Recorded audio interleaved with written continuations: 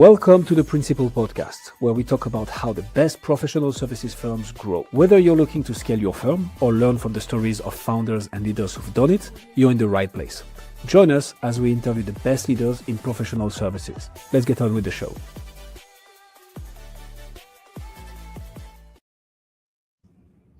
Cindy, welcome to the Principal Podcast. Happy to have you. Thank you. Happy to be here. It is my pleasure. Cindy, let's jump straight into it. What got you into brand strategy and agency leadership? Well, I've always been interested, even when I was a little kid, in renaming and rebranding different companies. I would think about stores and restaurants and what different names could be. But as I started my career, I jumped into the agency side first, dove into the media side. It was interesting to me, but not my passion. Moved to the client side for a while, for almost a decade, actually. I was in marketing for banks and financial services, worked my way all the way up to VP of marketing. And through that time, got to work on our brand as a regional bank. And when that bank was sold, it gave me the opportunity to take colleagues, friends, network, and partner with a few people to start an agency, which is where I really wanted to go back. My heart was always in the creative side. But early on in our agency, we had a big network. We started that agency the way most people do, with colleagues, with former clients that had moved on and wanted to continue to work with us and bring us in. But we did a fun little thing. Almost 20 years ago, there was this program where people were putting these little postcards out in bars in Chicago, bars and restaurants. We decided to do this storytelling journey that was just kind of fun and out there, and really just a kind of creative outlet for us, a fun little thing to do. And the very first client we got that wasn't part of our original network, that wasn't part of these corporations that we've been working with, called us because of one of these postcards. And they brought us in, and their challenge to us was, we need a recruitment flyer. It was a really interesting time. It was the early 2000s. This company told us they were a backhauler. We had no idea what that was. We didn't know what the word meant. We didn't know what we were walking into. There were two of us. We walked into this room. We thought it was going to be a little tiny office in the West Loop of Chicago. And it was a huge open warehouse that had been reconverted into what looked like open outcry pit, with two groups of people screaming and yelling on phones, a huge ball of energy. And we thought, we had no idea what we were getting into. So we sat down with this the head of HR, and she said, I'm having a recruiting problem. I need to double the number of people out here, and I need to do it in the next year, and I am really having trouble. And we're like, well, tell us what you do. And she started to talk to us, and a gentleman came in, and it turned out he was the COO of this organization, and he had this vision for growing this company to be from like a $20 million company to be $200 million in a year and a half, which seemed just remarkable. And this company was in what was called 3P logistics. Now, everybody knows that term now, but back then, nobody really talked about that. And they were having a huge problem telling their story. They didn't know how to tell it. They had people that worked with companies like beer companies and lumber companies, big names that you've heard of, and they would fill empty trucks with their stuff to move it across the country. They developed a technology system to figure out how to manage that. And they needed lots of people to sell their product to the companies and lots of people to manage the trucks. And so that 30-minute introductory meeting about a flyer someone needed turned into a 3-hour discovery session about their brand. And from there, we helped them build a very recognizable brand that today is a case study for the beginning of 3P logistics. The company was called American Backholders. They more than doubled their size in a year and a half. we created this very interesting brand and this very interesting, compelling recruiting story for them. And at that point, we got to see how a small company could become a big company very quickly with the right strategic work. We helped them craft a story that was like nothing out there being told, and they had recruits rolling in the door. But the cool thing for us is we would walk around Lincoln Park and the West Loop in Chicago, and we would see people wearing this brand that we developed, talking about this brand with their friends, and it became a buzz throughout Chicago. And that's not an easy thing to do, especially in a B2B environment. That gave us a taste of what branding can really do for a company, how it can really change the course of a business, a small and mid-sized business.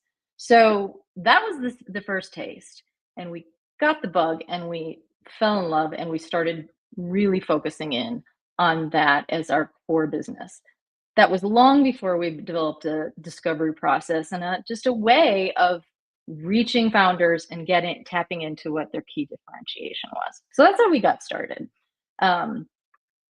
And from there, we grew to building well over 75 brands, from mid-sized businesses to product brands that are out in the market today, event brands. The branding process is really just one of those things that can transcend almost any industry you're in.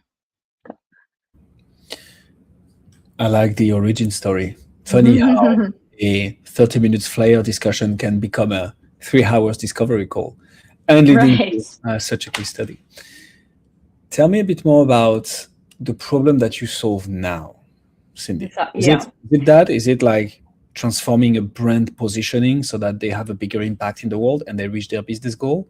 What is it that you help people achieve exactly? We definitely, that is the crux of almost anything we're doing. But there are key problems that tell you that you need that. And while the world has changed dramatically, even in the last year, with the advent of AI and the way people are marketing, the crux of the problem is still there. And generally, it surfaces in the manner of market confusion. You're in the market, your customers don't fully understand what you're doing. They're not, your marketing isn't connecting. Your sales team isn't able to close nearly as many sales as they used to, or you're seeing a misalignment between the product and the message. And that happens a lot. The product that you're actually delivering and the message that your salespeople are delivering. Sometimes this ends up being misalignment between teams. It surfaces as misalignment between teams within the company. But at the end of the day, it's often a brand problem, an undifferentiated but also unauthenticated brand, a message that isn't talking directly about the problem you're solving for the people you're solving for. And today, many companies are finding that the market's shifting around them, and they're not adjusting their brand accordingly, or they're not adjusting their brand story accordingly. The story's getting a little diluted or sort of genericized in a world that's and I mentioned before, but we work a lot with business to business customers. And so oftentimes there's lots of outside, there's lots of things impacting all sides of that business, from the operations to the supply chain to the customers and what the customers are doing and what they're needing. So if you're not staying aligned with what's happening in your market and your message isn't hitting the problems that you're solving, it surfaces in a variety of different ways. And it's rare that people are calling us in when there's not some kind of a challenge, some kind of a problem.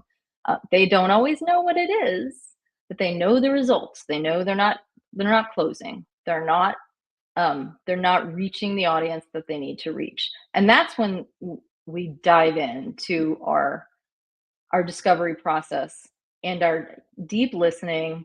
And one of the biggest fundamental things that we find or the challenges that we have is, depending on the company, is finding who really knows. There are generally people on the front lines working with your customers that know, but you've got to dig and uncover several layers of experiences of what they're seeing, what's going wrong. People don't always want to talk about that kind of thing, but you've got to uncover it so you can start to see what's happening.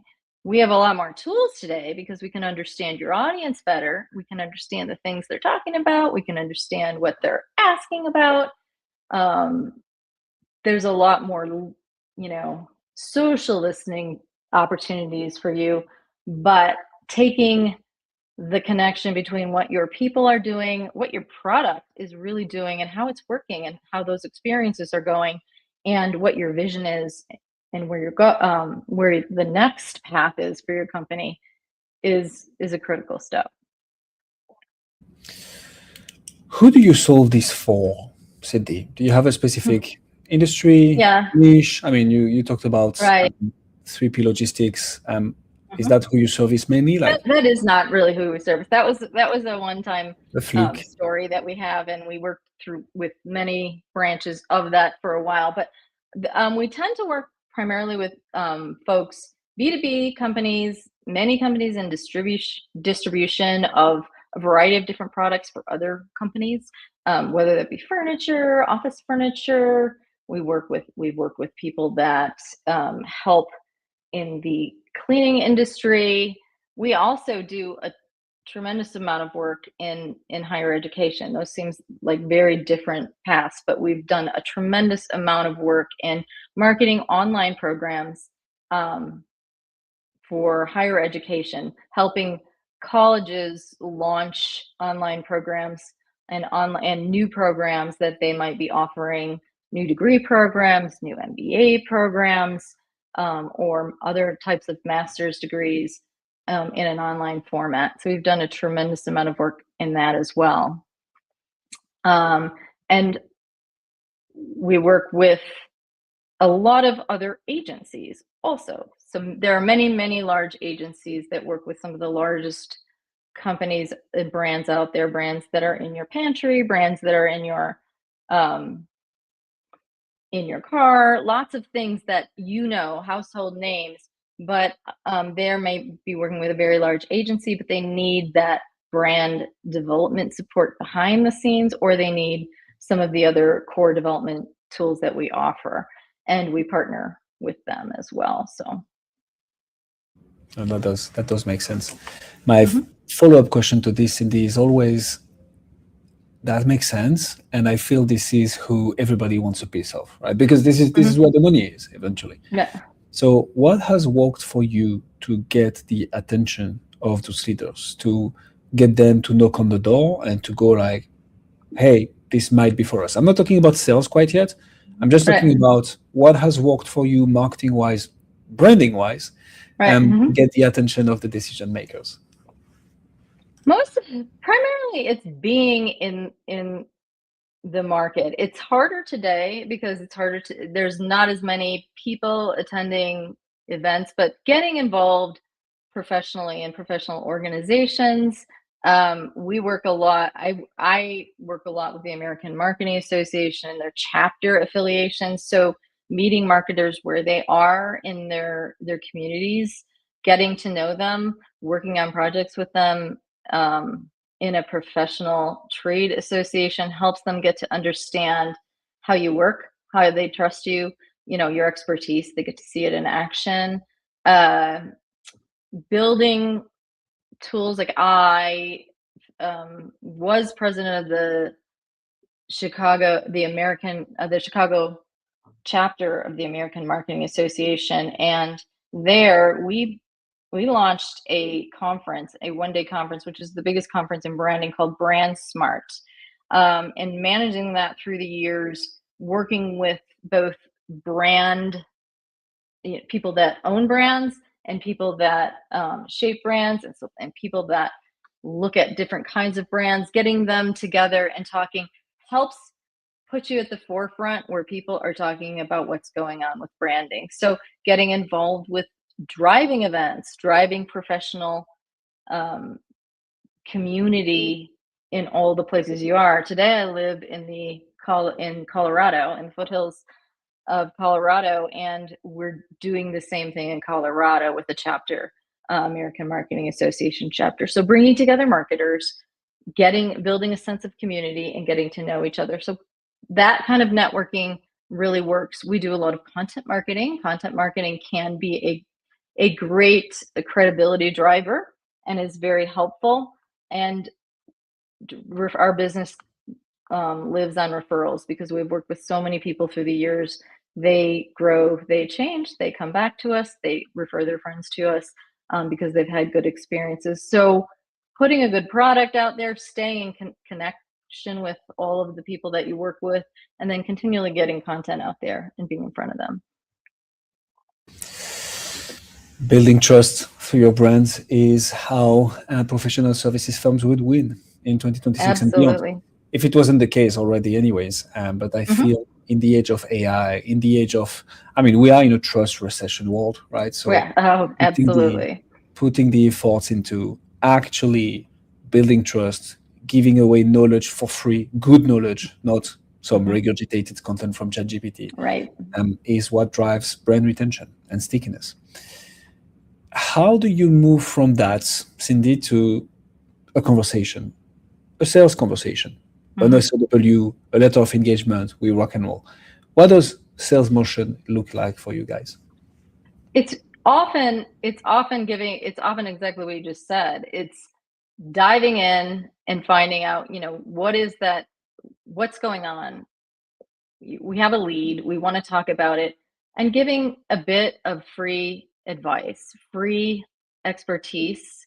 We're not stingy with our expertise, and oftentimes that's what builds the trust. As you mentioned, the trust recession is that's a real thing, and it's that, and it's sort of an exhaustion from so much noise in the marketplace.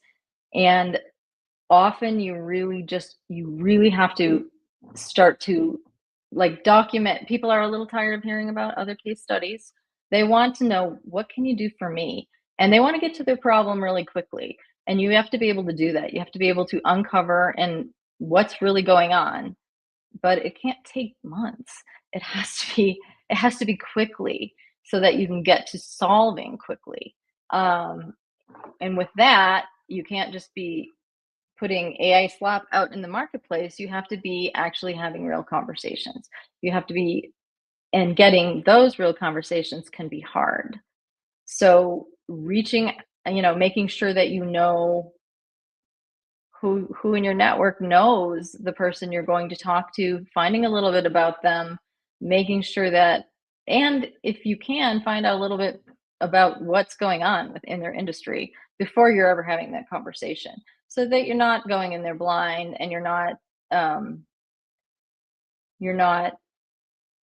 to walk in with a solution, but you have to be able to bring true value and expertise to them in the situation that they're in. So I agree with you, and the thin line is always what is too much information, right? To the point that they're simply not needing you. Right. The thing I always say in those cases is the people who would take the information and implement it themselves are probably the ones who would have never worked with you in the first place. So whilst and I had a few guests tell me that, as of the second consultation, I charge. I'm like, if you're in more demand than you have time, that makes 100% sense. If you're more trying to generate leads, conversations, and get people down the funnel, it's always interesting to give as much as you can for free, as long as it's scalable, and you kind of adjust based on where you're at in your pipeline. But I agree with you. It's the constantly providing value, building that trust, building that relationship that eventually leads to business. How do you play the retention game, Cindy? And I'm particularly interested into your answer on this, because once a brand is revamped, the brand is revamped, right? What's the continuity? What's the upsell? What's the, hey, here is the problem that we generated by solving this previous problem, and now here is how we can help. How do you think about client retention, Cindy? That's an interesting question, especially with regard to branding. So some of my branding clients were my very first branding clients are still clients, but they're more retainer clients and marketing clients. And some of them move on. One of the retaining clients means that we kind of transition them to other sides of our business. We have content team, we have a web development team, and we are constantly helping people update their website, get their campaigns out there, make sure they've got the right landing pages. So we do all of that work for clients that are campaign driven. Not all clients are campaign driven, but for the ones that are, that's how we retain them. One of our biggest challenges, I'll be honest, is that many of the people in our sweet spot, which is the middle market, are, when they're wanting to rebrand or wanting to refresh their brand and amp up, they have an eye on wanting to perhaps sell their business down the road few years. They're growing for a reason, and they want to get value out of it. And we have been very successful at helping clients do that. And that isn't always good for retention, because generally, depending on who buys them, some people maintain those brands, but often they're being rolled into another brand that has a whole different path. So about 50% of our clients that we've rebranded have gone that path, whether it's a private equity acquisition or a larger company rolled them into a program. But that is one of the challenges with the mid-size market. We like the mid-size market because we like to be close to decision makers and we like to be close to the person that owns the budget. But often that puts you in that very vulnerable situation when those acquisitions occur. And there's a lot of acquisition going on right now in the marketplace. Oh, yeah. That's it. It's interesting because it's kind of answering my next question, which is always around one of the biggest challenges, right? The nut that we're trying to crack. So instead of asking the same question again, I'm going to try and go a bit down the rabbit hole, Cindy. Right. How are you thinking about solving this challenge? Is it, okay, maybe first, thinking out loud here. Is it a bug or is it a feature? I mean, at the end of the day, an architect can only design a house for someone once, right? Unless they build another one 10 years from now, of course, and that's reoccurring business. But first of all, isn't it just the game that you're in? And there is no retention to think of, and the game becomes how do we constantly feed the top of funnel so that we have opportunities always to work on? Or are you thinking of ways to solve this retention problem by having, I don't know, reoccurring business, another potential area of services that comes after the rebranding? How are you thinking about this?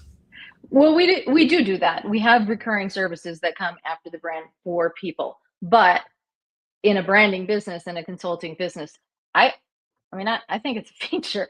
I think that when you rebrand a company and they take it on, especially today, I would say, 10, 15 years ago, this might not have been the case, but today, most marketers are very empowered to take that brand and run with it. So you're definitely not refining that brand over time until something desperately changes in their marketplace. But offering other services, and I do have a team. I have another team that in our agency that does just that. Moving on to content, moving on to campaign, but not all clients go that path. They aren't all looking for an agency to do that. So that means getting more people in the funnel, reaching more people.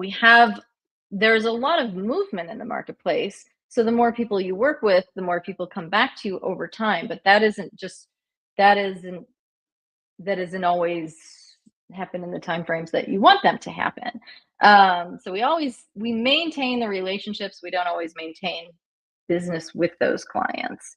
It is the nut, and I don't necessarily think that it's realistic for all agencies to think they're going to be, especially in the branding world, that you're going to be doing lots of business with these same clients in the long run. This is sort of a project by project. It's a project business when you're doing brand work.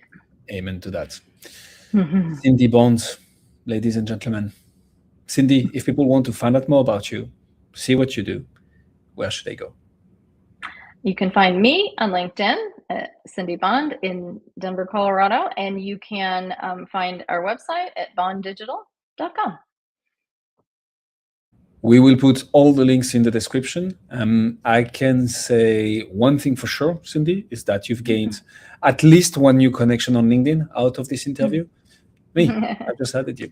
Cindy, thank you so much for coming on the Principal Podcast. Thank you. Have a great day. Thanks for joining us on this episode of the Principal Podcast. We hope you learned valuable strategies to grow your firm and take your business to the next level. Make sure to subscribe and leave us a review wherever you're listening to this show so you never miss an episode. To apply and be a guest on the show, click the link in the description. See you next time. Hey. Now, what's that, Cindy?